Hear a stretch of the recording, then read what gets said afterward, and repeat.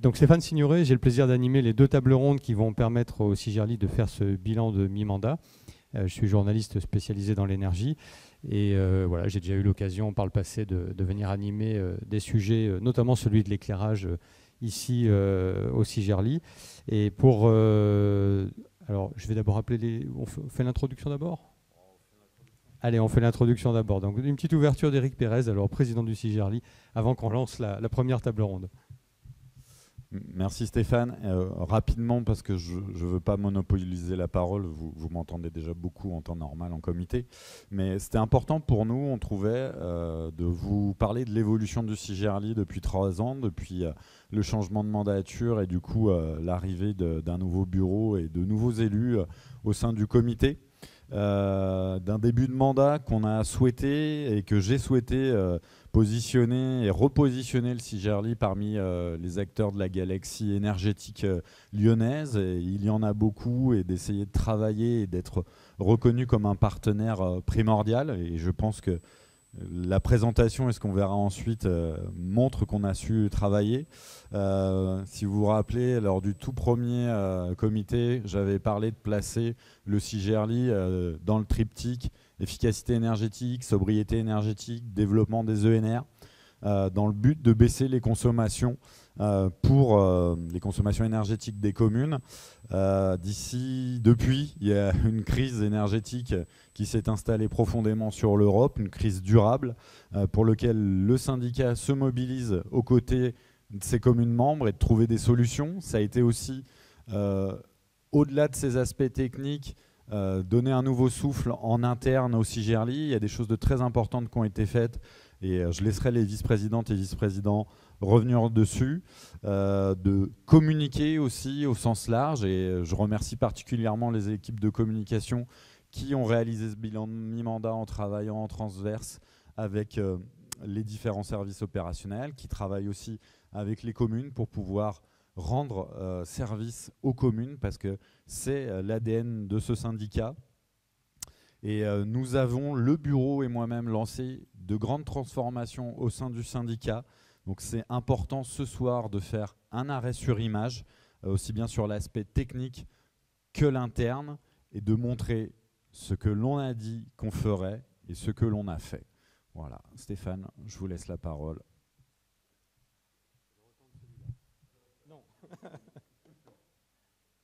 Alors je prends celui-là. Merci pour cette ouverture, Éric Pérez. On vous retrouvera à la fin de ces deux tables rondes. Donc on va faire un arrêt sur 2 images en fait, pas un arrêt sur une image. On aura une image sur les défis de la transition énergétique et une image dans la deuxième table ronde sur effectivement tout ce qui concerne la gestion en interne du syndicat. Mais pour cette première table ronde, donc j'appelle 3 vice-présidents. Philippe Guelpa-Bonaro, vous êtes vice-président transition énergétique et innovation. Pierre-Alain Millier, vous êtes vice-président distribution publique d'énergie et relations avec les concessionnaires. Et Jean-Philippe Chaunet, vous êtes vice-président investissement et patrimoine d'éclairage public. C'est avec vous 3 qu'on va parler de ce sujet. Ah ben voilà, c'était le bouton tout simplement. Il fallait un pro. Donc du coup, je vais garder ce micro quand même là. Donc on va aborder avec vous ces différents sujets de la transition énergétique. Alors qui sont très vastes bien sûr, comme l'a dit Éric Pérez à l'instant, entre sobriété, efficacité, énergie renouvelable et beaucoup de déclinaisons possibles. On sait qu'il y a beaucoup de sujets à traiter dans le domaine. Moi je vois souvent beaucoup de choses au niveau national. On parle beaucoup de planification en ce moment au niveau national, avec plus ou moins de succès d'ailleurs. Mais je pense qu'on rappelle à chaque fois que les territoires sont quand même non seulement en première ligne, mais c'est surtout eux qui vont devoir agir. Et donc, ils vont avoir besoin de moyens pour mettre en œuvre réellement cette transition. Donc, nous, on va faire aujourd'hui quand même le bilan d'abord de ce qui a été fait. Peut-être qu'on parlera un peu de l'avenir, mais surtout de ce qui a été fait. Monsieur Chaunet, je propose qu'on commence avec vous, puisqu'on vient de parler d'éclairage et de ce fameux SDAL avec le CEREMA. Peut-être qu'on peut commencer par savoir sur quel point le CIGERLI a avancé en termes d'éclairage public des communes. Ça marche, c'est bon, j'ai trouvé le bouton. Écoutez, vous avez eu un bel exposé très complet de ce qu'on peut faire de l'éclairage public avec le CEREMA. Moi, ce que je vous propose, c'est pas de revenir sur toute la partie théorique, la partie application des schémas directeurs d'aménagement lumière, mais de vous dire comment le CIGERLI s'est mis en état de donner le plus de satisfaction possible aux communes et de diminuer les consommations d'énergie liées à l'éclairage public. Je vais donner quelques chiffres. Donc depuis 2022, on a doublé les investissements à la demande des communes sur l'éclairage public, notamment avec le passage au LED. Donc on est tout simplement passé de 4 millions d'euros dans les années 2020-2021 à plus de 8 millions d'euros, voire 8 millions et demi en 2023 pour faire les évolutions de notre parc d'éclairage public.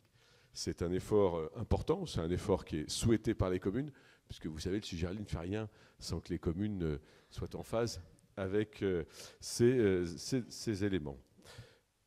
Combien ça représente d'installations de LED, de lampes LED sur le parc d'éclairage public? En 2023, il y en a plus de 10 000 qui ont été installés. Ça fait un nombre important. On était à 3 000 en 2020.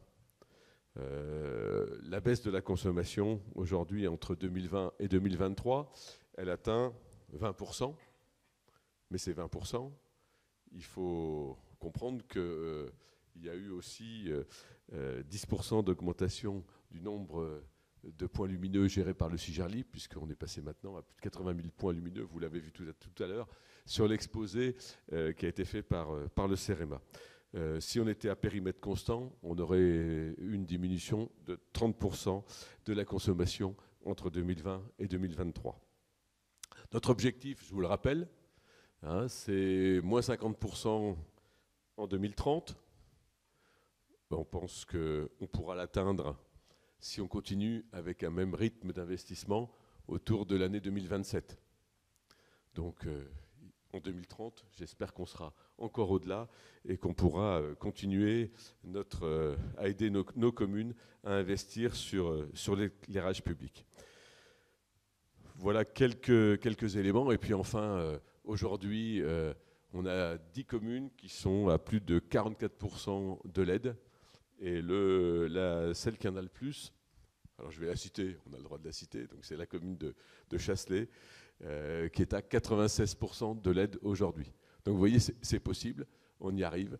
Il faut qu'on s'y mette tous pour que notre parc d'éclairage public puisse se transformer et puis devenir le plus économe en énergie, comme on l'a vu avec les schémas directeurs d'aménagement lumière. Et donc je peux aussi, moi, vous encourager tous à aller vers le schéma directeur d'aménagement lumière sur votre commune, parce que ça vous permettra d'avoir la vision de ce que vous pouvez faire sur votre commune, comme l'a très bien dit le représentant de Francheville, qui lui a déjà son schéma d'aménagement lumière. Voilà, je ne sais pas si j'ai été trop long, si vous voulez que j'en dise plus. C'est bien comme ça. En tout cas, on est bien d'accord que tout ce qui a été fait jusqu'à présent a été fait sans ces SDAL.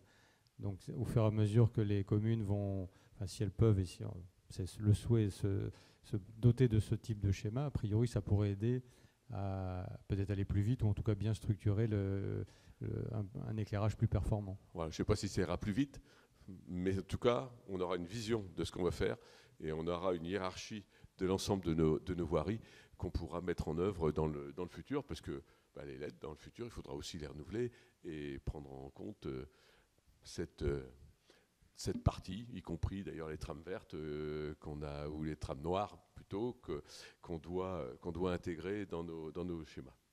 Ok, très bien, merci. Alors on va continuer de balayer les sujets, on va continuer avec vous, Monsieur Guelpa-Bonaro. Évidemment, on ne l'a pas encore abordé, mais un sujet important de la transition, c'est la rénovation énergétique des bâtiments. Les collectivités sont concernées au premier chef parce qu'elles ont un parc de bâtiments publics assez important. Qu'est-ce que le CIGERLI a pu faire en la matière depuis le début de ce mandat? Alors, je crois qu'il y a beaucoup de choses. Je ne sais pas si vous allez arriver à tout balayer en 5 minutes, mais en tout cas, vous pouvez donner l'essentiel. On y reviendra peut-être après au moment des questions avec la salle. On va essayer de faire preuve d'un bon esprit de synthèse. Bonjour à toutes et à tous. Donc effectivement, ouais, dans le domaine de la transition énergétique, et le président en a parlé tout à l'heure, il y a la sobriété, l'efficacité et le développement des énergies renouvelables. Et sur l'efficacité, Beaucoup de choses sont faites depuis le début du mandat. Je vais évidemment commencer par le CEP, donc le Conseil en énergie partagée, qui était déjà là avant et qui a été totalement remodelé depuis le début de ce mandat, avec une simplification pour améliorer à la fois la lisibilité de l'offre et puis aussi une simplification en termes de tarifs, avec des tarifs en fonction du nombre d'habitants pour les deux niveaux.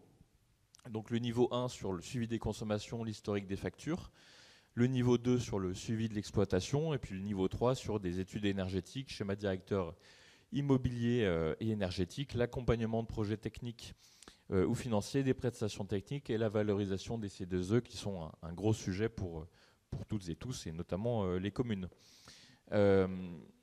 Conséquence de cette simplification et de cette amélioration de la lisibilité, 65 communes des 66 du CIGERLI adhèrent au CEP.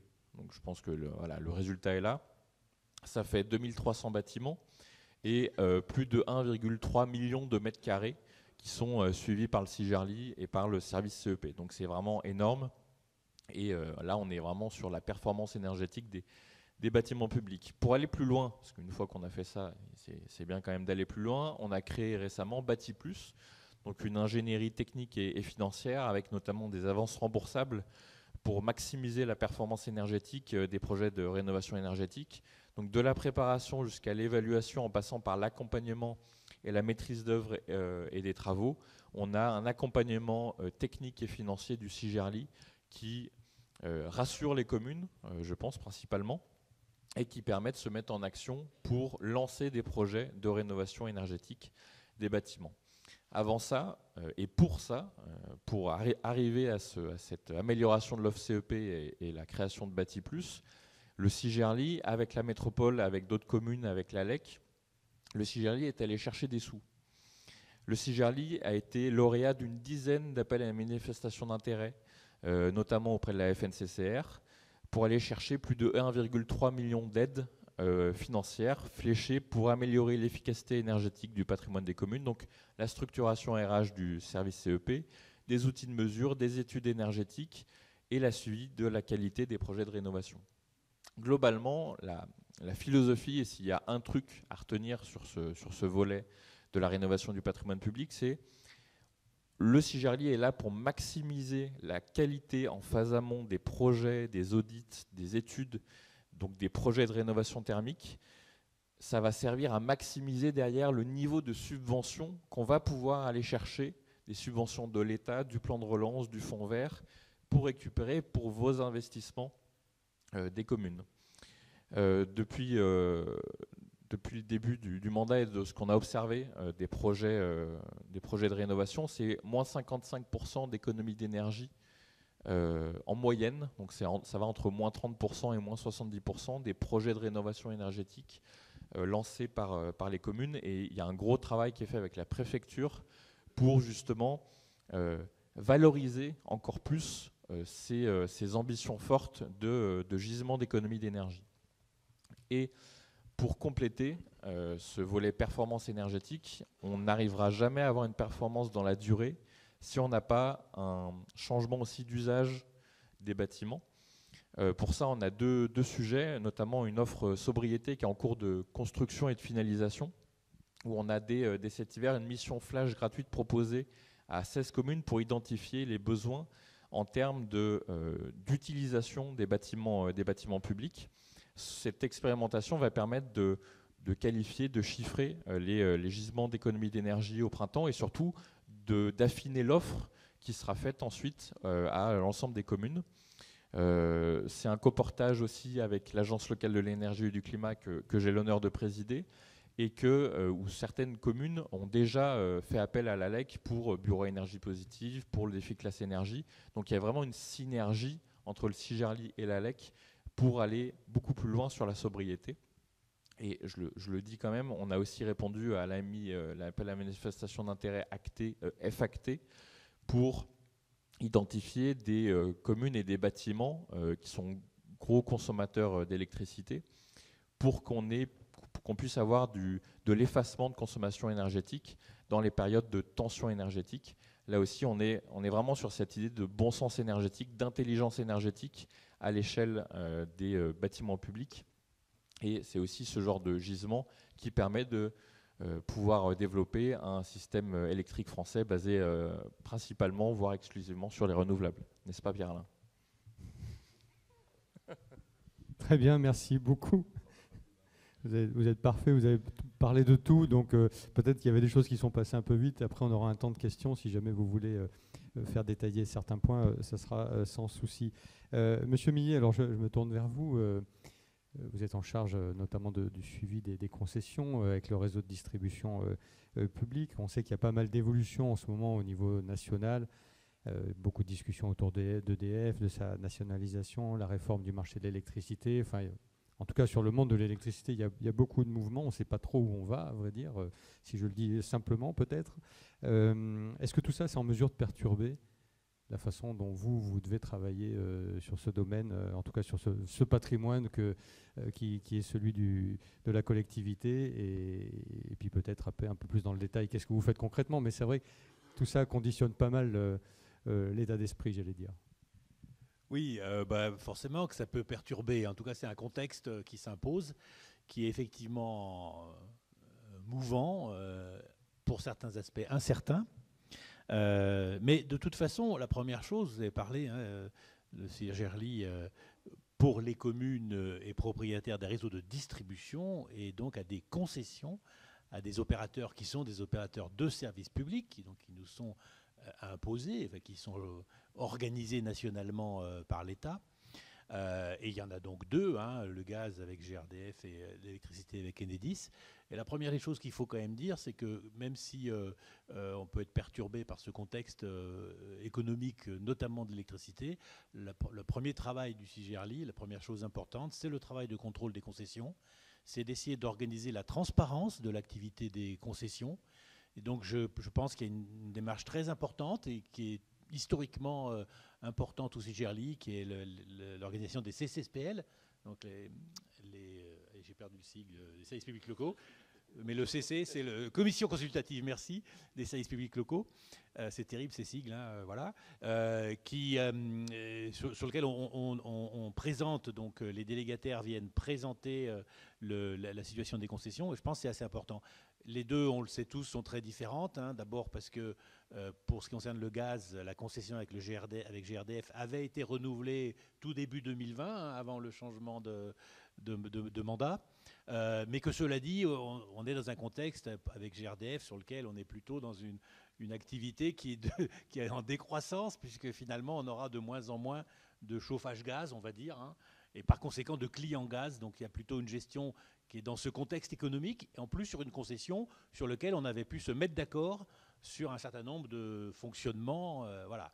Ce qui n'est pas le cas pour l'électricité, puisque la concession, pour l'instant, on ne peut pas dire qu'on soit autour de la table pour discuter d'une future concession, puisque la concession actuelle, elle dure jusque 2031, et qu'on a donc du temps, même si beaucoup de concessions ont été signées nationalement, et que pour l'instant, on a des vrais défis sur ces concessions. C'est par ça que je voulais commencer, avant de parler du contexte national de l'électricité, parce que je pense que c'est important et que j'appelle vraiment tous les élus à s'intéresser, à regarder les documents qui sont fournis au CCSPL, parce que là, on a des vrais sujets. Et sur l'électricité, sur un secteur qui, par contre, lui, est en développement, a besoin d'investissement et a besoin d'apporter une qualité de service. Et c'est le premier sujet que le CIGERLI contrôle sur les concessions, c'est effectivement la qualité de service et le célèbre critère B.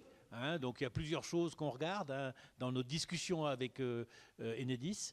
C'est le critère B, donc le temps de coupure que vous connaissez. Et ce qui est assez marrant d'ailleurs, c'est qu'on est dans une agglomération métropole et commune du CIGERLI qui est très hétérogène en fait, géographiquement, très hétérogène dans les réseaux.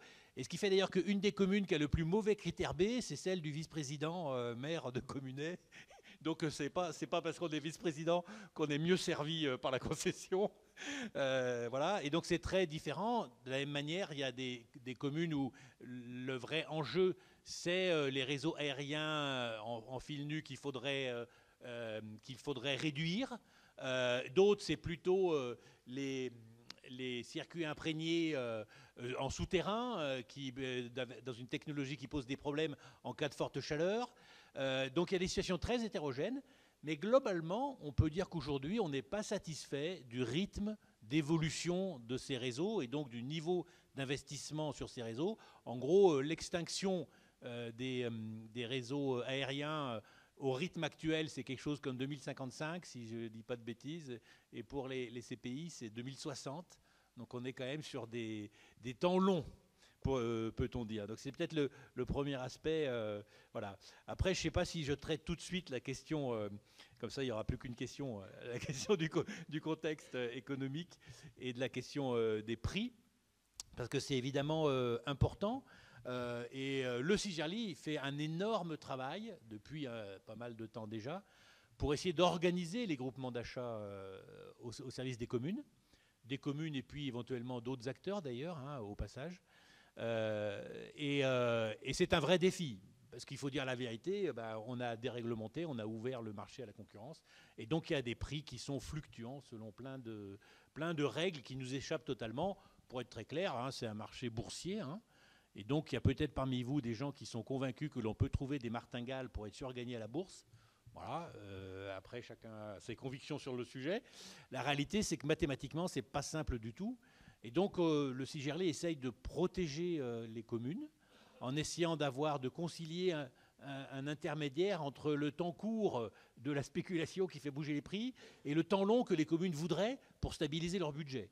Et c'est toute la difficulté sur laquelle le CIGERLI a, je pense, eu de bons résultats. Il faut le dire quand même, je me suis amusé parfois en 2022 à dire à certains élus qui poussaient des grands cris d'orfraie devant la hausse des factures d'électricité que pour ce qui concernait les groupements d'achat du CIGERLI, en 2022, c'était quasi stable parce que l'on avait pu gérer correctement et au bon moment. Il y a aussi un petit côté chanceux, oui, c'est ce que j'allais dire, Jean-Philippe.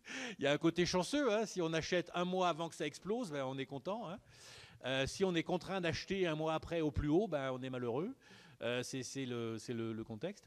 Et donc là-dessus, on a pu stabiliser. Par contre, effectivement, on a, en 2024, pris la situation. On a été contraint d'acheter beaucoup plus élevé. Donc globalement, on doit être à plus 80% en 2024 sur l'élec. Donc ça avait évidemment pesé beaucoup sur nos communes. C'est d'ailleurs pour ça, le président l'évoquait, hein, c'est pour ça que le CIGERLI, son président, a pris l'initiative de proposer à tous les maires, donc il y a, si je ne dis pas de bêtises, 66 maires qui ont signé, hein, donc tous. Comment ? Oh, j'exagère, pardon. Bon, il y a beaucoup de maires qui ont signé avec le CIGERLI une lettre ouverte au gouvernement pour dire qu'il fallait absolument protéger nos communes et donc qu'il fallait maintenir les systèmes de protection, de boucliers tarifaires, etc. en 2024. Je ne sais pas exactement où on en est parce qu'il y a des annonces, des choses, mais réglementairement, tu vas peut-être me dire. Mais voilà. Et moi, je pense vraiment qu'il faut permettre aux communes de rester aux tarifs régulés. C'est un enjeu. Je peux peut-être terminer là-dessus pour faire une plaisanterie à mon voisin de gauche. Voilà. Le système d'électricité a été bousculé depuis la loi de transition, la LTCEM pour la croissance verte, la loi de transition énergétique pour la croissance verte, LTECV. Depuis cette loi, on vivait sur un schéma qui était la fin plus ou moins rapide du nucléaire, un développement plus ou moins accéléré des renouvelables, et puis un système de régulation qui allait résoudre tous les problèmes. Et puis, patatras, le président de la République a retourné sa veste, je ne sais pas s'il faut dire ça comme ça, mais bon. En tout cas, il a changé de position, donc on relance le nucléaire, on nationalise EDF, mais alors quid des tarifs ? Alors ça, c'est le sujet très, très à la mode. Hein. Et pour l'instant, alors il y a un prix qui a été annoncé, un prix de l'électricité vendue par EDF, avec un accord, c'est-à-dire que si les prix montent, c'est l'État qui empoche le surplus, si les prix baissent, EDF est garanti. Voilà, on va voir comment ça se traduit. C'est pas encore très clair. C'est clair pour personne. Honnête. Tout ça, paraît-il, selon le gouvernement, devant nous garantir qu'on n'aurait qu'une hausse de 10% en 2024, Enfin, ça, c'est pour le tarif régulé, parce que de toute façon, nous, les achats, les marchés, ils existent, ils sont plutôt à plus 80%. Donc, moi, voilà, je me permets de le dire, je pense qu'au fond, c'est quand même tous ceux qui ont dérégulé le marché de l'électricité depuis 20 ans, et ils sont nombreux, ils portent une terrible responsabilité, parce qu'on est obligé maintenant d'essayer de corriger les anomalies de cette dérégulation. Et quand même, moi c'est un truc qui m'a frappé, parce qu'on est tous pour le bouclier tarifaire quand on est consommateur. Mais je vous rappelle que quand on est contribuable, le bouclier tarifaire, c'est nous qui le payons. C'est-à-dire que pour protéger le consommateur et qu'il ne paye pas trop cher, c'est l'État qui paye le fournisseur. Parce qu'il faut quand même dire que le producteur et le fournisseur qui vend à 250 €, lui, il empoche les 250 balles. Et c'est l'État qui paye la différence quand il met... C'est quand même complètement fou quand on y pense quand même. Hein. C'est les promoteurs de la concurrence qui organisent le soutien de l'argent public pour payer ceux qui vendent au prix fort. Moi, je suis absolument ébahi par cette situation. Voilà, c'est celle-là. En tout cas, je pense que le CIGERLI, on pourrait y revenir sur le détail, essaye de protéger au maximum les communes dans la situation actuelle que, évidemment, nous ne maîtrisons pas. Bon, bah en tout cas, merci pour cet engagement très volontaire sur la question. Puis c'est bien, en plus, vous avez traité vos deux questions en une. Alors, vous êtes l'orateur parfait. Je vous réinvite dans une autre conférence une prochaine fois. En tout cas, peut-être il y aura d'autres questions encore, mais on a encore deux sujets à traiter, dont un avec M. Galpa-Bonaro, peut-être, non non, M. Galpa-Bonaro, oui, allez-y, peu importe. Hein. Les deux parleront de toute manière. Alors, on vient de parler d'énergie renouvelable, justement, un petit peu. Qu'est-ce que vous avez pu faire, vous, au CIGERLI, pour pousser leur développement? On est en milieu urbain, donc principalement du solaire, je suppose. Mais... Eh bien, pas forcément. Alors, je vais parler de solaire, évidemment, mais avant toute chose, j'aimerais quand même rappeler que 50% de l'énergie qu'on consomme, et à la fois sur le périmètre CIGERLI ou en France, c'est pour de la chaleur. Et il y a sans doute mieux à faire que d'utiliser de l'électricité pour produire de la chaleur. On l'a beaucoup fait dans les années 80 parce qu'on avait beaucoup d'électricité et ça nous a mis dans une situation qu'on connaît actuellement. Mais pour produire de la chaleur, il y a plein d'autres choses. Il y a la biomasse, le bois énergie, il y a la géothermie, il y a le solaire thermique. Et là-dessus, on est en lien très étroit avec la métropole de Lyon, qui a développé la prime éco-chaleur, qui est un accompagnement et des financements, à la fois pour des études ou pour des financements, pour des investissements, pardon. Donc études jusqu'à 70% de subventions et en investissement, c'est des aides forfaitaires, mais qui peuvent monter assez haut, notamment pour les communes, pour ces trois énergies, plus des petits réseaux de chauffage urbain.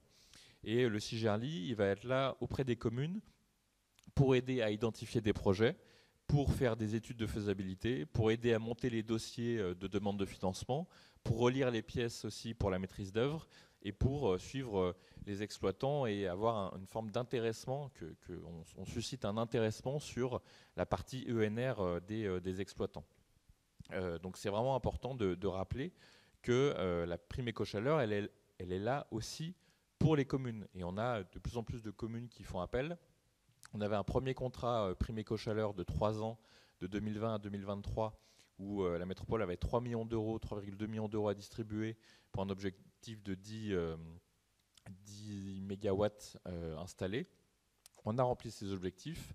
On vient de délibérer le renouvellement de la prime éco-chaleur 2023-2026. On multiplie par 4 le volume de subventions à distribuer, donc aux communes, mais aussi aux entreprises, aux bailleurs sociaux, etc., aux copropriétés. On multiplie par 4 le volume de subventions, donc on passe à 13 millions d'euros, et on multiplie par 3 l'objectif de production d'énergie renouvelable d'ici 2026. Pour je fais juste un petit aparté, pour les réseaux de chauffage urbain public, on a là beaucoup d'élus des communes. On est en train de déployer beaucoup plus largement les réseaux de chauffage urbain. Du côté de Saint-Priest, ça va passer en avenant en décembre. Saint-Gilles-Laval, Oulin, Pierre-Bénite, la Mulatière, et en études sur Sainte-Foy, Francheville, Tassin, Craponne, Mézieux et Dessines. Donc voilà, là aussi on s'active beaucoup. Ça c'est pour la chaleur renouvelable qui est un gros sujet. Après on a effectivement le photovoltaïque. Sur le photovoltaïque, 2 choses. On a lancé l'an dernier, je dirais, il y a peut-être 9 mois, un appel à manifestation d'intérêt pour solariser un maximum, globalement, un maximum à court terme du patrimoine communal, que ce soit des bâtiments des parkings, voire même des cours de tennis. On a identifié une 60aine de sites. On a reçu des offres pour une grande majorité de sites, pas tous. On a certains sites qui sont peut-être un peu trop petits pour être intéressants pour le moment, mais on sera quand même sur un potentiel, une puissance installée de 6 MW crête, ce qui commence à être non négligeable. Et donc là-dedans, le CIJARLI est facilitateur pour faire converger les points de vue des communes en termes de financement, en termes de sécurisation aussi des installations, en termes d'image aussi, et les points de vue des développeurs en termes de rentabilité économique évidemment. Et donc on a 6 candidatures, groupements, l'analyse est en cours avec les services, en lien avec les communes aussi pour que ce soit les communes, de toute façon c'est les communes qui choisiront les opérateurs qui installeront des panneaux photovoltaïques. En termes de calendrier, le choix des communes, ce serait bien qu'il arrive, et là c'est un message aussi que je passe aux communes, ce serait bien qu'il arrive pour cette fin d'année, voire tout début, donc fin 2023, tout début 2024, pour qu'on ait les conventions d'occupation temporaire, les études et les travaux courant 2024-2025 et des mises en service de panneaux solaires fin 2025. Je pense que tout le monde a un intérêt à avoir ces mises en service à cette période-là, si vous voyez ce que je veux dire. Deuxième chose sur le photovoltaïque, l'autoconsommation. L'autoconsommation, le CIJARLI propose, c'est un sujet qui est très important, Vénissieux, on a fait intervenir la ville de Vénissieux au Club solaire de la métropole de Lyon il y a une semaine ou deux, sur l'autoconsommation collective ou individuelle. C'est un vrai sujet, c'est une vraie demande pour les communes, pas que, mais pour les communes notamment. Le CIJARLI propose une étude de potentiel gratuite pour, dans un premier temps, identifier s'il y a un intérêt. Et ensuite, on a un marché avec Texol, le bureau d'études Texol, qui est refacturé à l'euro près aux communes, dans le cadre d'un marché, donc disponible pour les communes pour déterminer la viabilité technique et financière du projet et globalement vous donner toutes les billes pour savoir si vous pouvez aller sur un projet d'autoconsommation collective ou individuelle. On est très mobilisé aussi sur ce sujet. Voilà pour le développement des énergies renouvelables du côté du CIJARLI. Très bien, merci beaucoup. Et puis on va revenir sur Monsieur Chaunet.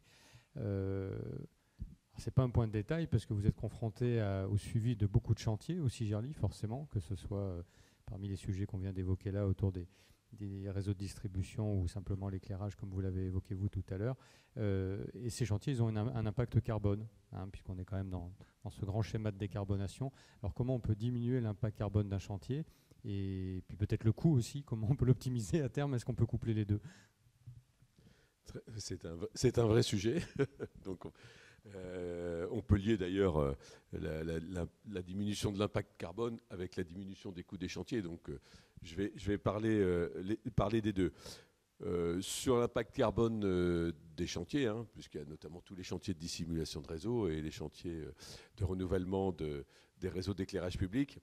Donc on est amené à faire des tranchées. Donc aujourd'hui, je pense qu'il faut être inventif. Donc je vais citer 3 exemples, 3 pistes sur lesquelles on a commencé à travailler. La première piste, c'est de remployer les matériaux qu'on extrait des tranchées, des fouilles. C'est un vrai enjeu parce que ça évite d'aller en chercher plus loin, ça évite des transports, ça évite beaucoup de pollution. Donc aujourd'hui, il faut qu'on avance sur ce volet-là pour qu'on arrive à réemployer dans de bonnes conditions, sans transport important, les matériaux qui sont extraits de nos tranchées. Voilà, un premier exemple. Il faut qu'on travaille bien sûr avec les entreprises, avec les responsables des voiries, que ce soit la métropole ou les communes ou les communautés de communes pour les communes qui ne sont pas dans la métropole. Deuxième piste de travail, on a sans doute la possibilité de mettre en œuvre des enrobés définitifs sans avoir à passer par une phase d'enrobé provisoire. Parce que qui dit enrobé provisoire dit une période pendant une petite année en général où il faut gérer une tranchée et qu'on a toujours l'impression qu'il est mal rebouché, donc les riverains ne sont pas contents. Et puis il faut faire revenir une entreprise, deuxième gêne pour les riverains, et puis un coût important, puisque à chaque fois, on a à la fois des camions qui interviennent et on a des matériaux qu'il faut extraire, qu'il faut recycler, et des nouveaux matériaux qu'on vient apporter. Donc il faut absolument qu'on arrive à avancer avec les gestionnaires de voirie sur des réflexions définitives, quand c'est possible, le plus vite possible, et sans passer par des phases provisoires. Enfin, troisième piste, mais il y en a sans doute beaucoup d'autres. Donc il faut qu'on travaille aussi avec les entreprises pour limiter l'impact des engins de chantier. Voilà. Et là, ce n'est pas non plus très facile, parce qu'on n'a pas beaucoup aujourd'hui dans les catalogues de matériel des camions qui soient électriques ou qui soient à gaz ou à toutes sortes d'énergie et qui polluent le moins possible. Donc on a encore beaucoup de recherche à faire dans ces technologies avec les entreprises qui essayent aussi, elles, de leur côté, de faire évoluer leur matériel. Encore faut-il qu'ils puissent en trouver, parce qu'aujourd'hui, il n'y en a pas beaucoup sur le marché, donc c'est extrêmement compliqué. D'où les deux premiers points que j'ai cités, qui visent à aussi diminuer l'utilisation de matériel. Voilà. En ce qui concerne les coûts, donc c'est toujours trop cher les travaux, on est bien d'accord. Vous me faites remonter souvent que les travaux sont chers. Et donc on a engagé un travail avec les services, et avec le nouveau directeur général adjoint, là, avec Sébastien Riera qui est aussi dans la salle, pour travailler sur à la fois nos maîtres d'œuvre et avec nos maîtres d'œuvre, pour travailler avec nos entreprises à faire baisser le coût des travaux. Voilà. Donc la première étape, c'est la renégociation des marchés de maîtrise d'œuvre, des marchés de travaux, et toute cette phase va être réalisée au cours de l'année 2024, puisque on est pratiquement en fin de la première étape, et donc on travaille aujourd'hui à ce que nos prestataires soient à un prix qu'on estime, nous, de notre côté, un peu plus faible que ce qui est aujourd'hui. Donc ça va avoir un impact direct sur le coût des chantiers, comme on l'imagine. Voilà. Et en plus, on va travailler avec tout le personnel de surveillance pour qu'ils soient bien affûtés pour surveiller aussi comme il faut nos prestataires et nos entreprises. Voilà quelques éléments sur les coûts. Mais bon, s'il y a des questions, je pourrais bien sûr y répondre. Merci pour ces éléments. Alors, il y aura probablement des questions, mais M. Millet veut faire une petite remarque. Oui, c'était juste ajouter un point. Non, ce n'était pas une remarque. C'est ajouter un point pour faire le lien entre les deux questions, en fait, celle du rôle du CIRI sur les concessions et celle du contexte général du marché de l'électricité. J'ai dit que le président de la République avait changé d'avis. Il y avait un autre point sur lequel il avait changé d'avis que je n'ai pas cité, c'était le projet Hercule, c'est la restructuration d'EDF, qui aurait pu conduire à la séparation d'EDF et d'Enedis. Et tout l'enjeu dans cette situation actuelle, qui n'est pas le retour à une entreprise intégrée, comme elle l'était il y a 30 ans, mais qui est en tout cas une entreprise nationalisée globalement. C'est comment on pèse sur les décisions, le financement du système de production qui exige d'énormes financements, mais aussi du système de distribution. Et toute la difficulté peut-être vue pour Enedis, c'est qu'aujourd'hui, les compromis ou les équilibres qui se jouent dans les négociations nationales sur la part qui peut être mise sur le réseau de distribution en investissement est sans doute pas réglé, et que c'est un contexte qui est difficile. Et nous, il faut qu'on défende l'idée que oui, il y a besoin de financement pour le système de production, mais il y a aussi besoin de financement important sur le système de distribution. Et ce débat qui est national, il pèse beaucoup pour nous sur la question de la qualité de la concession. Merci pour... C'est bon, cette fois-ci j'ai compris où était le bouton, tout va bien. Et bien, je me tourne vers la salle, merci pour cet ajout. Mais c'est vrai que de toute façon, normalement, les gestionnaires de réseau restent indépendants d'EDF. Mais la question, c'est dans quelle poche va leur argent? Alors, je me tourne vers la salle qui a peut-être des questions. Donc, on avait plein de sujets, rénovation, chantier, solaire, chaleur renouvelable. Voilà, merci de vous présenter et de bien parler avec le... Il marche tout seul, celui-là. Bon, Yves Jasserand de Marcy-l'Étoile. Je suis aussi membre de la commission développement durable à la Fédération des travaux publics de la région. Et je vais apporter un peu d'optimisme à M. Chaunet. Les entreprises de travaux publics actuellement travaillent beaucoup sur les carburants. Alors effectivement, il y a les véhicules électriques, mais qui coûtent très très cher. Par contre, je crois qu'il y en a qui sont sur le point de passer au gaz liquéfié, voire sur des carburants à base de végétaux. Donc je vous invite tous à questionner les entreprises qui travaillent chez vous, savoir où ils en sont, mais je crois savoir qu'ils avancent assez vite sur le sujet du carburant. Voilà, c'était pour être un peu optimiste. Merci beaucoup, parce que on apprend des choses, et donc on serait content qu'effectivement nos entreprises trouvent des matériels qui puissent fonctionner avec ces carburants alternatifs, on va dire, et peut-être moins polluants que ceux qu'on utilise aujourd'hui. Voilà. Mais c'est pour ça aussi qu'il faut qu'on travaille pour qu'on utilise le moins possible les véhicules, et du coup qu'on diminue aussi notre consommation de carburant induite par nos chantiers. Bon, et puis pour M. Millet, effectivement, dans les financements pour Enedis, effectivement, il faut de l'investissement pour la distribution.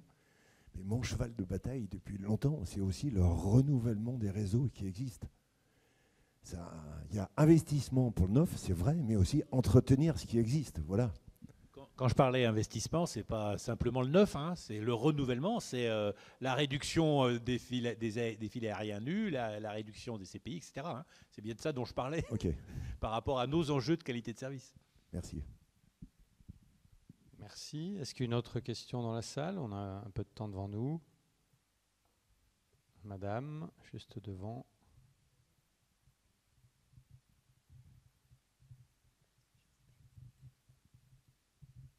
Merci. Sur Écully, alors déjà, on a du renouvellement par ERDF, puisqu'ils sont en train de nous changer le câble, le très gros câble qui alimente Roquette. Ça nous met la commune à feu et à sang sur les voiries. On a Dalkia et sa filiale de la métropole qui nous mettent le chauffage urbain. Par contre, on a un peu de retard sur nos chantiers du Cigerli. Les services techniques disent qu'on a bon an, mal an, en glissement, une année de retard. Alors à la rigueur, c'est peut-être pas plus mal, parce que de toute façon, là, actuellement, même à vélo, on ne peut plus circuler dans la commune.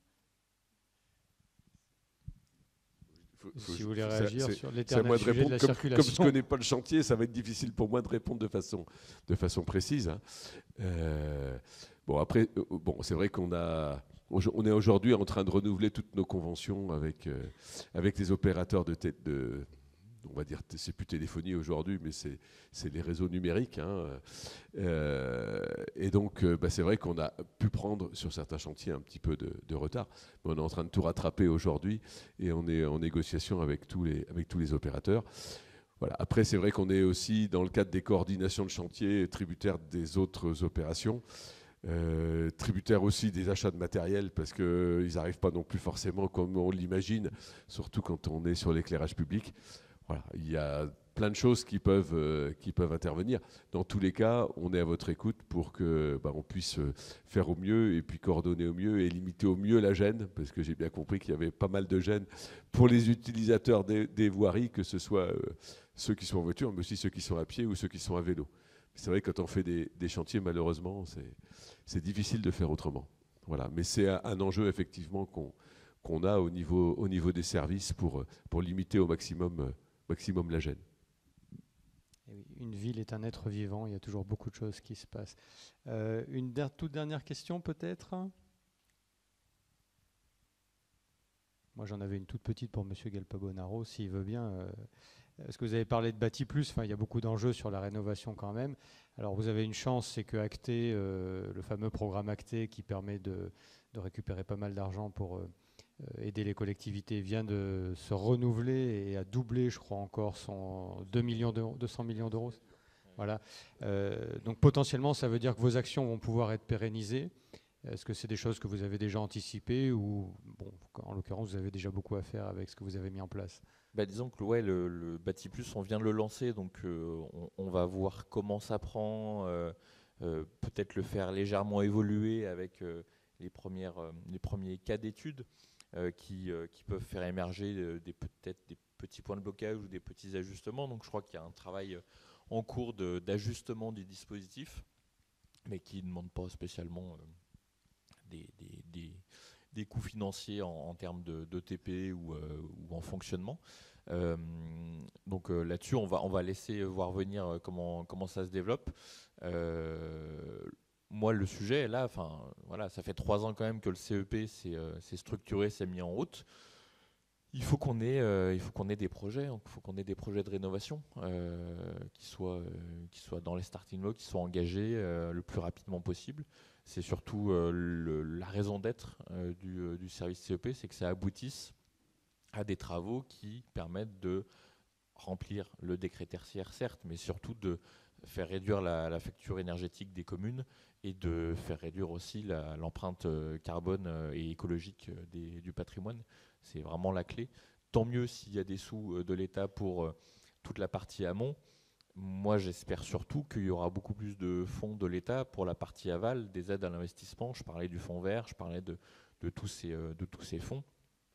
Pour le moment, c'est pas forcément au niveau du précipice devant lequel on est en termes de changement climatique et de hausse des coûts de l'énergie, parce qu'il y a quand même, et on l'a rappelé tout à l'heure, beaucoup de communes, et encore, je pense que sur le Sigerli et sur le territoire de la métropole de Lyon, alors il y a la hausse de 80% qui va taper fort, mais moi j'ai une pensée aussi pour d'autres territoires en France qui sont moins bien lotis que nous. On a la chance d'avoir le Sigerli vraiment sur ce territoire. Voilà, quand j'échange avec des collègues lors de congrès Amorce ou de l'ADEME, il n'y a pas beaucoup de syndicats d'énergie qui sont aussi dynamiques et aussi anticipateurs que le Sigerli, sincèrement. Donc voilà, ça me semble aussi important de le préciser. Eh ben, c'était bien de le dire. Merci beaucoup à vous trois pour cette première table ronde. Je vous invite à retourner dans la salle. Et du coup, on va enchaîner sur la seconde qui va porter sur la politique interne de gestion durable et performante. Et pour en parler, j'appelle 4 autres vice-présidentes et vice-présidents. Corinne Soubaï, vous êtes vice-présidente finance et budget. Iclev Chic, vous êtes vice-président affaires juridiques et marchés publics. Vinciane Brunel, vous êtes vice-présidente ressources humaines. Et Philippe Perardel, vice-président gestion des locaux et moyens généraux. Bienvenue à vous 4 sur la scène de la salle des fêtes d'Oulin. J'ai pas retenu si on disait le S à la fin. Non, hein, c'est bien Oulin, je ne me suis pas trompé, tout va bien. Prenez place.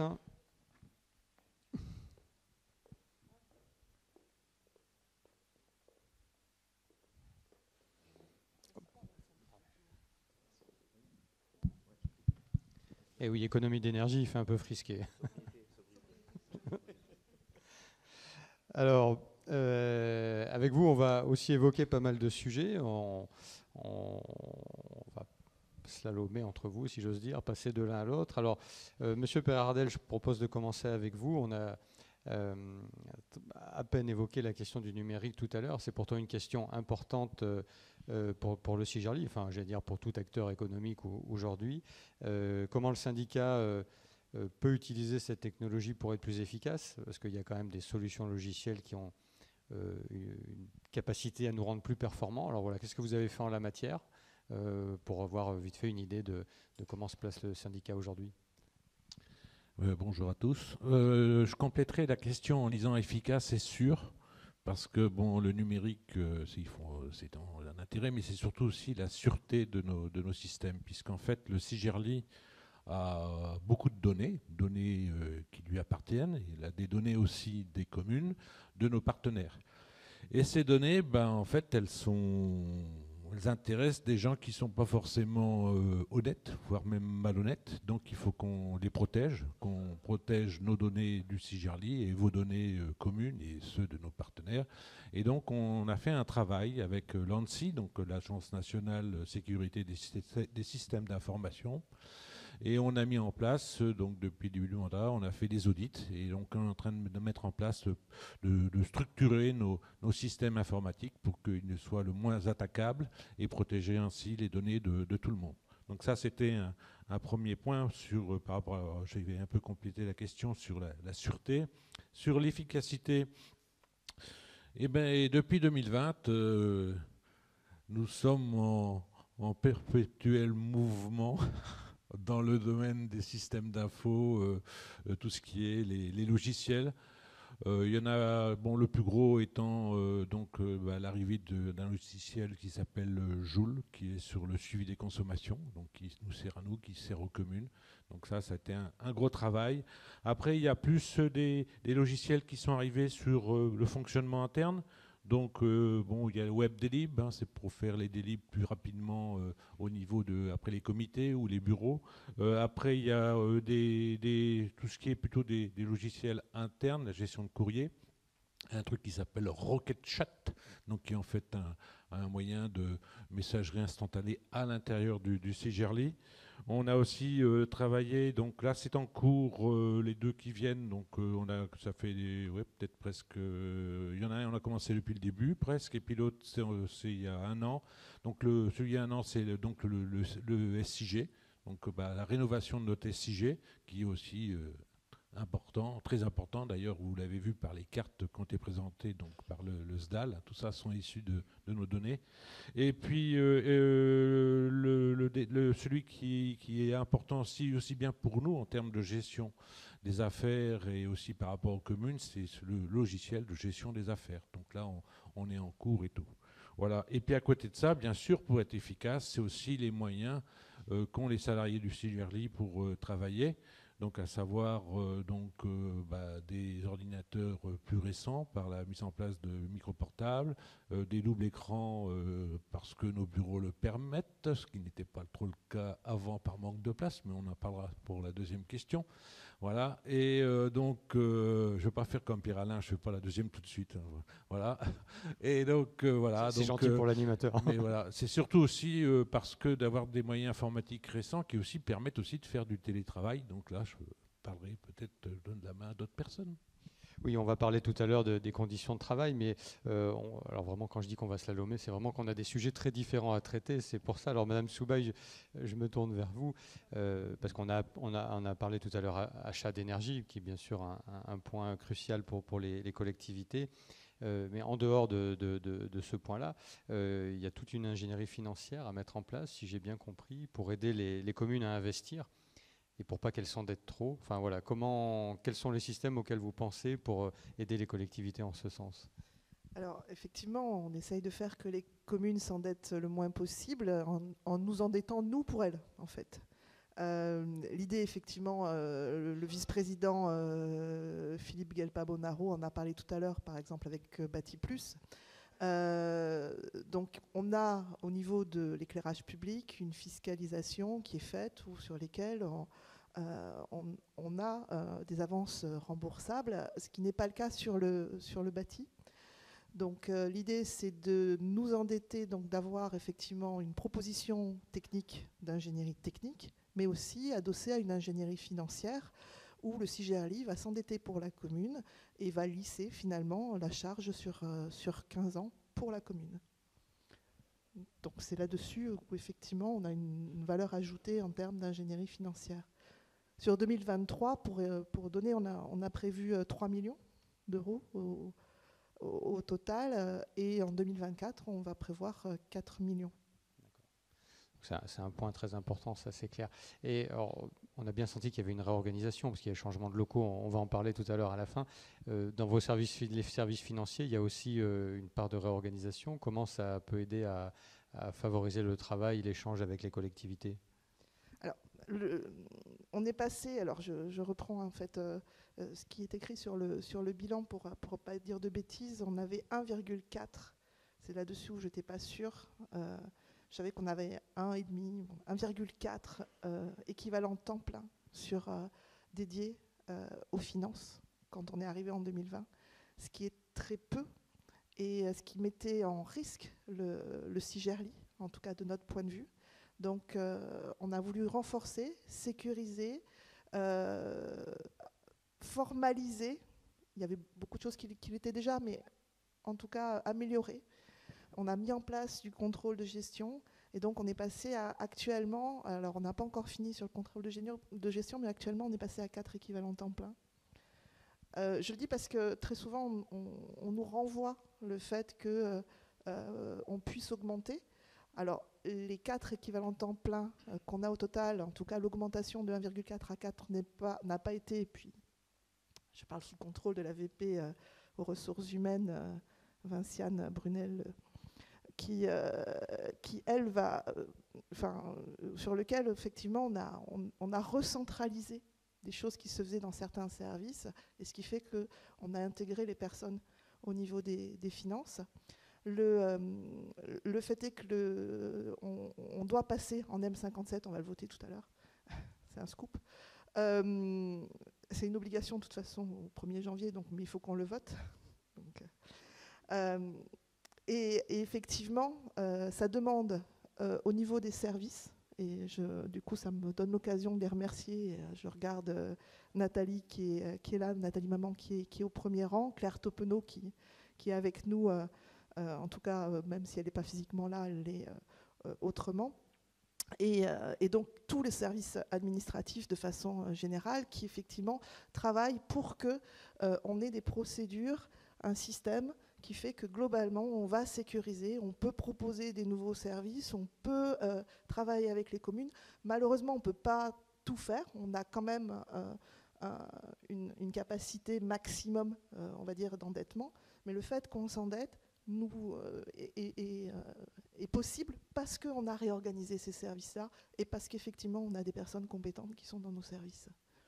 Très bien, merci. Peut-être ça aura posé question dans la salle aussi tout à l'heure, on verra sur ce point-là. Monsieur Chic, alors pour sécuriser aussi et appuyer, accompagner les collectivités, vous de votre côté, vous suivez pas mal les marchés publics et les accords cadres que le CIGERLI passe avec des entreprises notamment. Alors comment ça se passe et comment ça peut aussi donner l'exemple en matière de RSE, de responsabilité sociétale et environnementale, parce que c'est quand même un sujet qui est aussi sur la table pour tout le monde. Oui, alors merci. Bonjour à toutes et tous.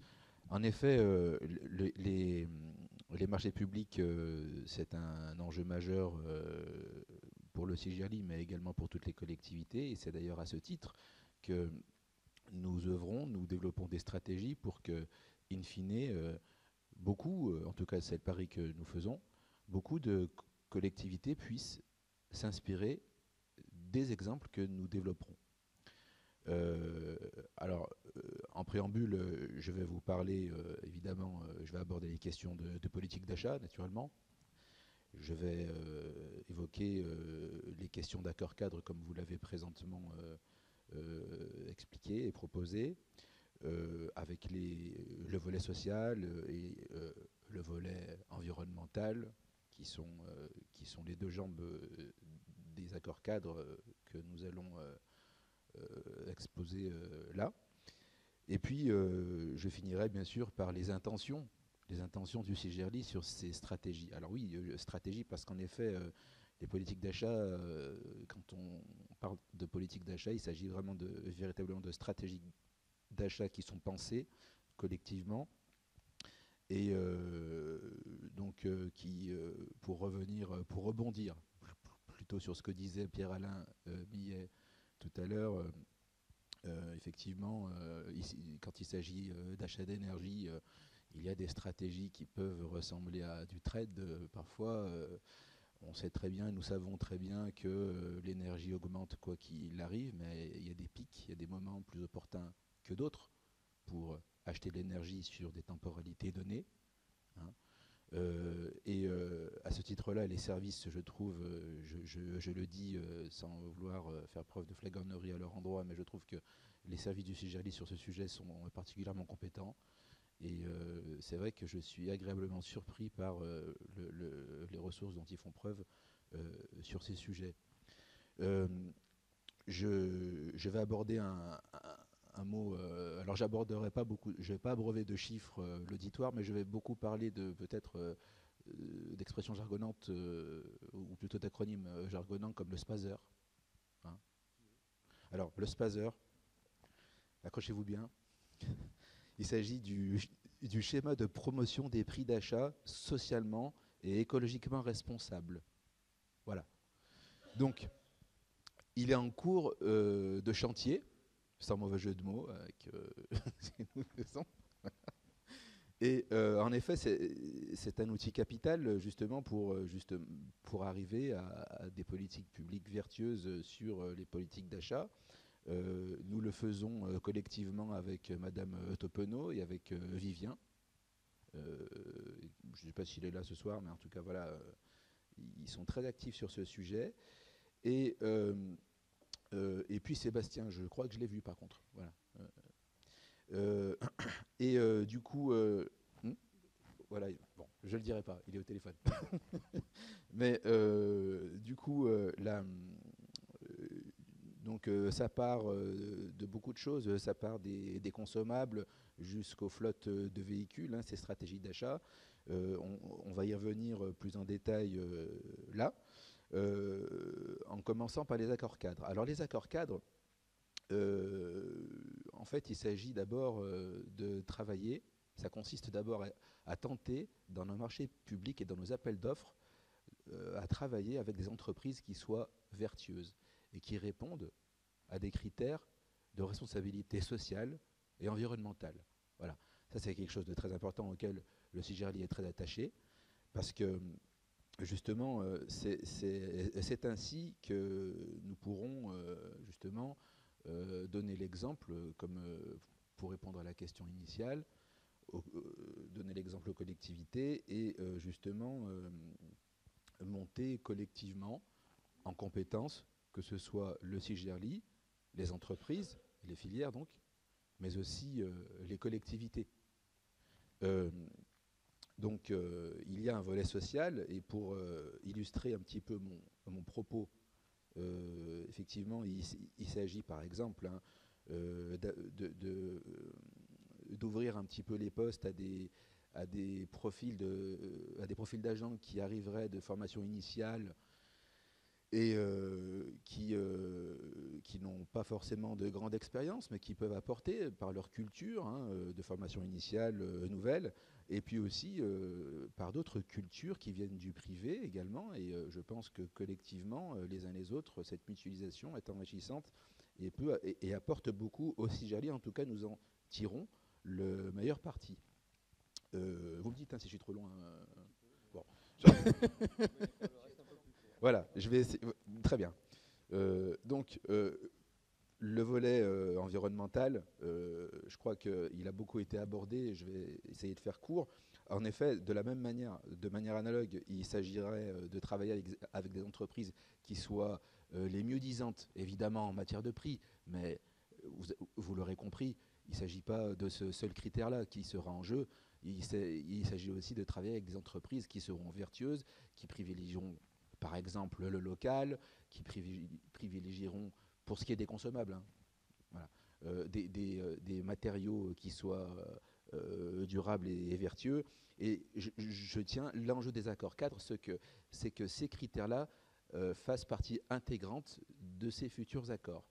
Et le but, l'intention, ça n'est pas de mettre en difficulté le CIGERLI ou les collectivités, mais bien de l'accueillir comme une réelle opportunité. Il s'agit d'une réelle opportunité collective, parce que l'avenir, c'est celui-ci. Et là où nous avons un rôle à jouer, ce sera dans notre façon de s'emparer de ces enjeux. Voilà, et voilà, juste le vœu que je formulerai, moi, du fait du temps qui me reste, c'est qui est très largement écoulé, c'est que justement les collectivités, in fine, par nos stratégies de communication, puissent s'inspirer de ces exemples.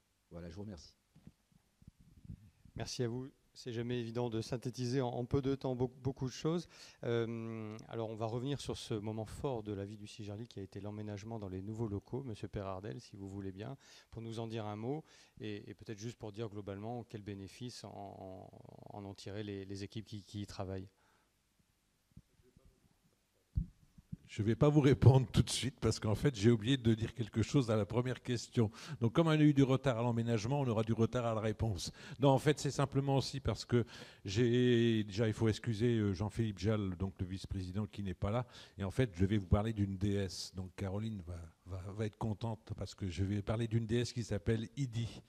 Donc Idi, son papa, c'est le papa d'Idi, donc c'est Océan et Tétis. Hein. Elle avait son frère, le dieu fleuve, et puis sa sœur, la Gaïa, la terre. Donc voilà. Donc Idi, en fait, voilà, pour mettre une petite note d'humour, voilà, c'est en fait le nouveau système intranet et extranet de la métropole qu'on va mettre en place et qui, bien sûr, sera accessible à tout le monde. Excuse-moi, Jean-Philippe, excusez-moi, Caroline, d'avoir omis ce détail d'une déesse. Voilà. J'avais prévu de vous le poser en question. Après, rassurez-vous, on en aurait parlé de toute manière. Voilà, bon. Donc, l'emménagement. Donc, l'emménagement, bon, en fait, on est très content d'être dans les nouveaux locaux. Hein. On était au départ, si je perds mes feuilles, ça va pas aller. On était au départ, donc, un peu étriqué dans les anciens locaux et on avait mis en avant une condition d'efficacité donc, pour cet emménagement. C'était donc le bureau et la direction. Et aussi, ça datait aussi de l'époque de Pierre Abadie. Hein, donc, c'est un prolongement de la politique qui avait été mis en place par le mandat précédent et que l'on a suivi. On était bien sûr sur un niveau assez haut en termes d'efficacité et on estime que les bénéfices en termes de cadre de travail et également d'accueil, hein, parce que sont obtenus, puisqu'on est tous sur le même étage. Alors avant, c'était sur 2 étages avec des paliers différents, donc il y avait beaucoup de gens qui passaient d'un couloir à un autre et d'autres qui étaient complètement isolés. Là, tout le monde est sur le même étage avec des bureaux ouverts. On n'est pas en open space style grande entreprise Orange et autres. On a une grande pièce où il y a plusieurs bureaux, mais sinon on est surtout dans des bureaux qui sont transparents avec des parois 1/3, 2/3 ouverts, donc ça amène aussi une certaine lumière, donc c'est très agréable. On a donc cette cohésion d'équipe par la mise en place aussi d'endroits où on peut communiquer, où on peut échanger, où on peut boire un café, un thé, on peut se reposer aussi, voilà, donc on peut y manger. On a 3 salles pour recevoir les partenaires, parce que ça, c'était quand même important. Hein. Avant, c'était assez difficile. Là, on a les moyens en plus informatiques dans chaque salle. Hein. Ça, les salles sont équipées et tout.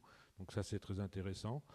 On a une salle, en plus, au rez-de-chaussée. Donc ça, c'est une grande salle qui nous permettra de faire des comités, qui nous permet de faire des matinales. D'ailleurs, vous y étiez à une.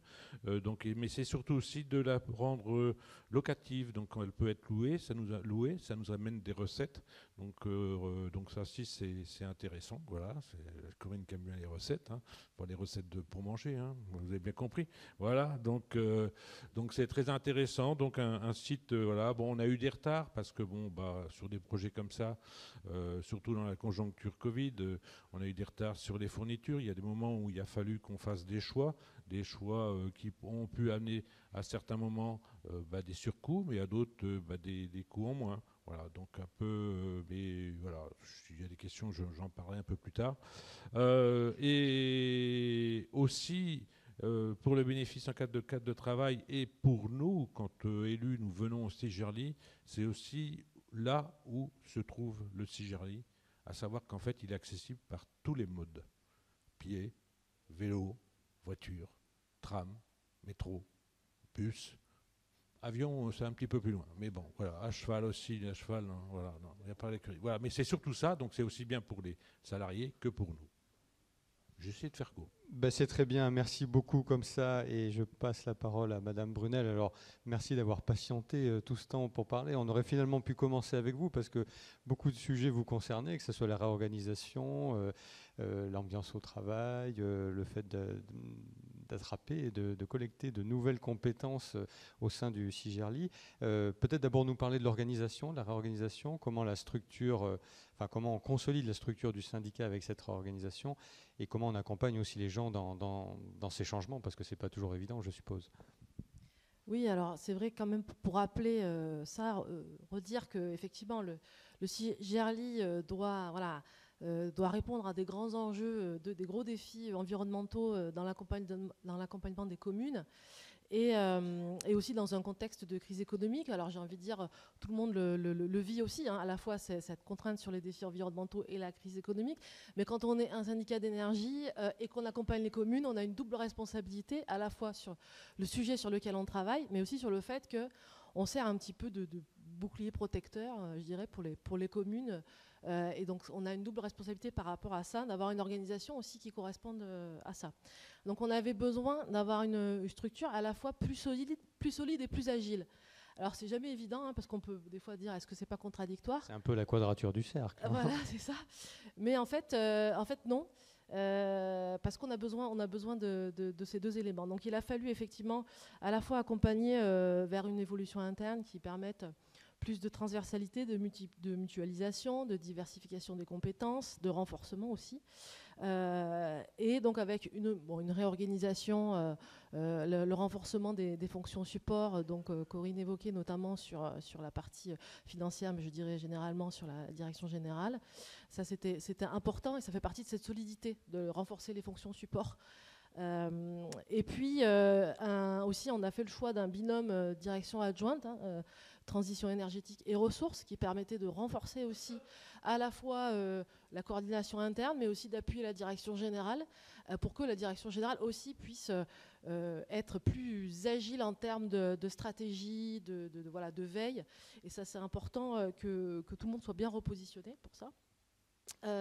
On a du coup lancé l'élaboration d'un plan d'administration, hein, avec l'écriture de projets de services qui sont actuellement en cours et qui résonnent avec ces premières réorganisations.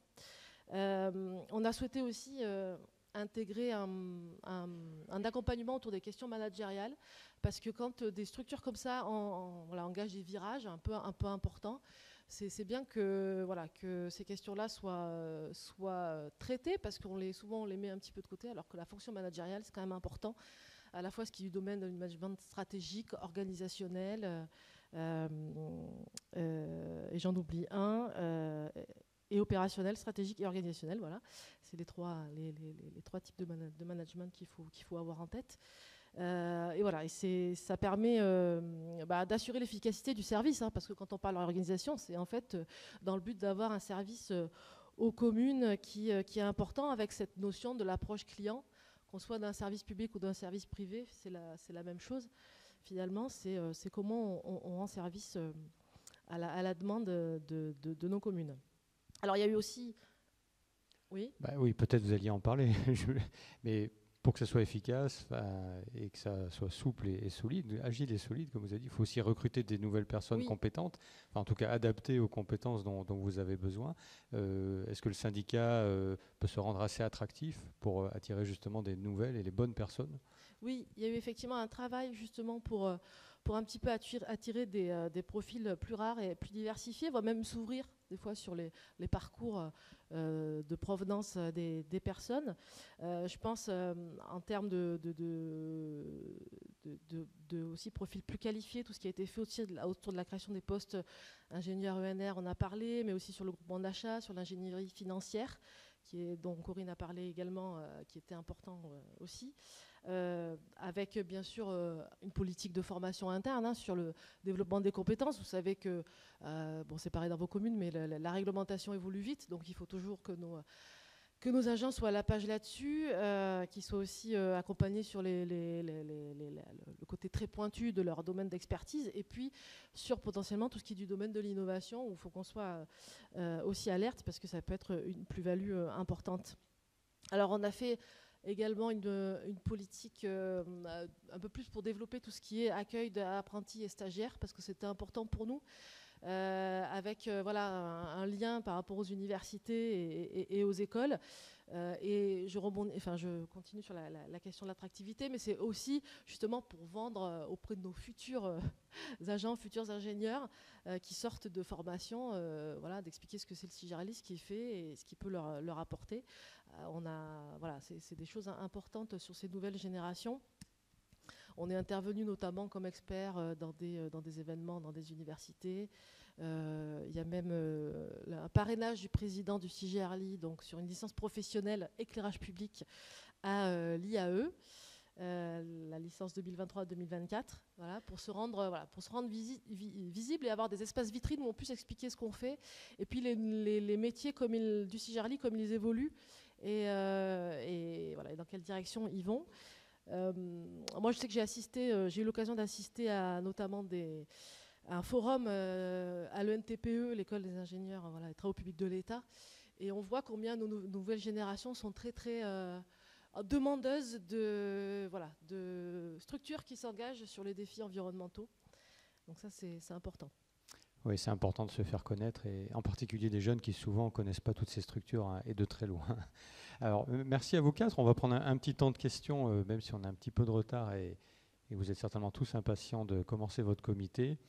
Est-ce qu'il y a éventuellement une ou deux questions sur ces différents sujets qu'on a abordés, ressources humaines, accord cadre?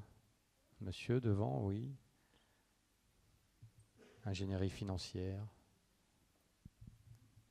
Frédéric Ragon, donc commune de Saint-Giny-Laval. J'aimerais avoir des nouvelles de Joule.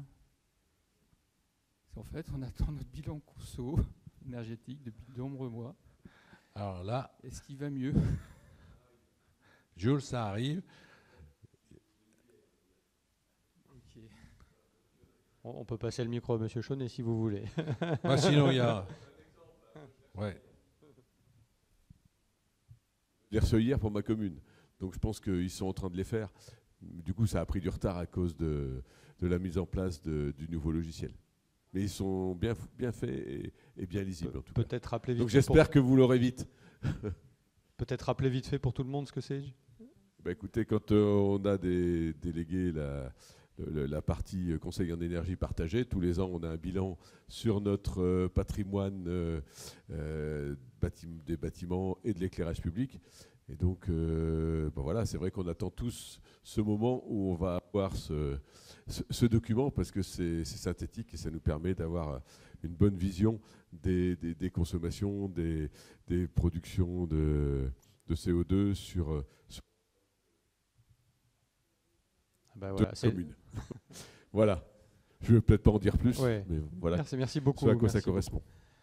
Très bien. Bon, donc il arrive, si j'ai bien compris. Une autre et dernière question, peut-être? Non, on a épuisé vos batteries. Les micros marchent encore, mais on a épuisé vos batteries. Écoutez, dans ce cas-là, je vous remercie tous les quatre.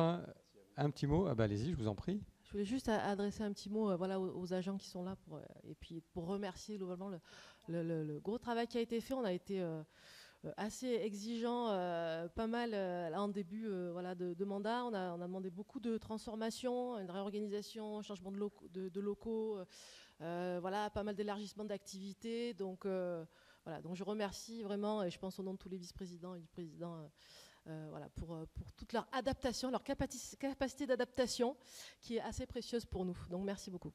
Eh bien, on peut les applaudir.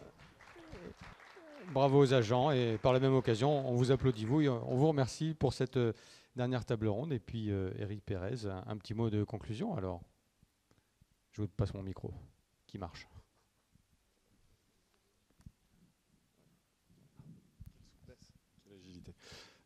Merci. Puis du coup, je vais rebondir direct sur ce qu'a dit Vinciane, c'est-à-dire moi je remercie les agents parce que effectivement, sans eux, on pourrait rien faire. Sans eux, commune, vous n'auriez pas d'interlocuteur, ça n'avancerait pas. Et ce qui a pu être évoqué ce soir et ce qui est dans le bilan de mi-mandat, dans le document qui a été fait, c'est 3 années de travail intense. Vinciane a parlé d'exigence au début du mandat. Moi, je continuerai à dire exigence, mais parce que moi, je le suis. Je sais que les membres du bureau le sont aussi. Donc, on nous demande beaucoup dans un moment où le monde énergétique évolue à grande vitesse et avec des soubresauts et des difficultés. On doit continuer d'avancer, on doit continuer de vous accompagner, on doit rester à l'écoute, être cette force de mutualisation, être aussi proche de vous que de grandes institutions comme la métropole de Lyon, mais de discuter avec le national, de faire évoluer les choses. Et un symbole qui est tout bête, mais il y a ce qu'on fait pour vous, commune, et puis il y a ce qui est aussi un sujet qui est le cœur du sujet de la concession électricité et gaz, qui est la qualité de fourniture.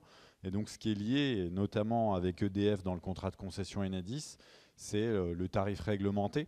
Et que sur ça, on a réussi, par une proposition du CIGERLI, à ce que la fédération, la FNCCR, notre fédération, elle fasse une proposition au niveau du Conseil supérieur de l'énergie sur les coupures électriques en cas d'impayé, et qu'on a proposé, comme le demande la Fondation Abbé Pierre, qu'on en finisse avec les coupures, mais qu'on passe à des limitations de puissance. On n'a pas obtenu gain de cause, mais ce qu'on a obtenu, qui est la position que le CIGERLI a permis de transformer en position officielle de la FNCCR, c'est qu'avant d'arriver à la coupure, on a une limitation de puissance de 60 jours.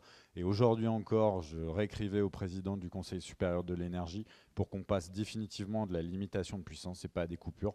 Donc on agit, on fait des choses, et ce qu'on fait, ce qu'on dit, on le fait, et ça fonctionne. Et on a encore beaucoup à faire sur la suite du mandat et encore plus après. Merci à toutes et tous pour ces moments et ces 2 arrêts sur image, pour reprendre ce que Stéphane disait tout à l'heure. Merci beaucoup.